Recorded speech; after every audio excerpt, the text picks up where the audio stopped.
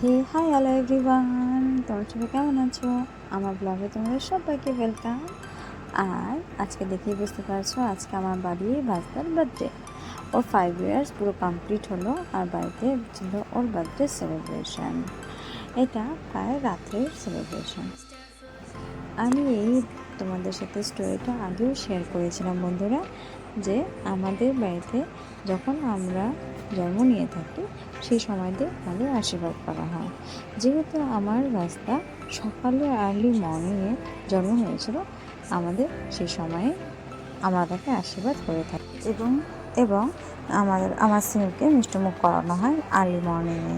এবং স্পার্কেলটা দেখে ভীষণই ভয় পাচ্ছিল।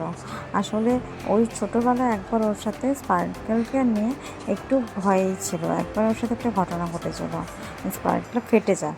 তো সব বাচ্চাদেরই বলবো স্পার্কেলটার থেকে একটু দূরেই থাকতে, কারণ স্পার্কেলটা না ফেটেও যায় কোনো কোনো সময়, আমরা তো বুঝতে পারি না, আর দোকানদারও সেভাবে আমাদেরকে বলে থাকে না।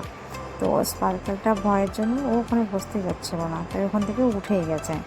বাট আমরা সেখানে অনেক মজা করি এবং বার্থডেটাকে ভালো মতো সেলিব্রেট করে থাকি। তারপরে শুরু হয়েছে খাওয়া দাওয়ার একটা পার্ট, কারণ ওর যে মা বাড়ির থেকে যারা এসেছিলো অনেকেই চলে যাবে। তো তারপরে রাত্রে 10টার মধ্যে খাওয়া দাওয়া স্টার্ট করে দিতে হয়। ফার্স্টে সবাই এক এক করে আশীর্বাদ করে নিয়েছিল বড়রা, তারপর কেক কাটিং করা হলো আর মিষ্টিমুখ করানো হয়। আসলে সরু সরু জিনিসগুলোকে যদি তোমরা উপলব্ধি করে থাকো এবং আনন্দ করে জীবন কাটাও, জীবনটা সত্যিই সুন্দর।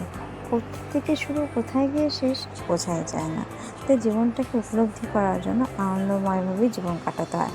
দুঃখ, কষ্ট, যন্ত্রণা, রাগি অনেক কিছু হয়ে থাকে, বাট তার মধ্যে যখন আমরা আনন্দ খুঁজে পাই তখন সবটাই মনে হয় ভুলে যাওয়া হয়। আমিও সবাইকে সেটাই বলবো, কখনো কোনো কিছু নিয়ে বসে থাকাটা উচিত না। আনন্দ করে জীবন কাটানোটার নামই হচ্ছে সব থেকে ভালো, কারণ আমরা কেউ জানি না আমাদের কোথায় কী শেষ হবে বলে। তো শুরুটা কি আমরা ভালো মতো দেখি, কারণ শেষটা তো আমরা জানি না কীভাবে হবে।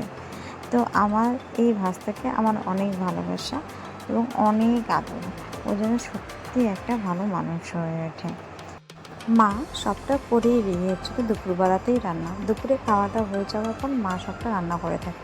তারপরে বসে যাওয়া হয় খাবার, দাদাগুলো খেয়ে বেরিয়ে যায় এবং তারপরে আমরা বসে পড়ি, কারণ 11:30 বেজে গেছিলো। পরের দিন ছিল বৃহস্পতিবার।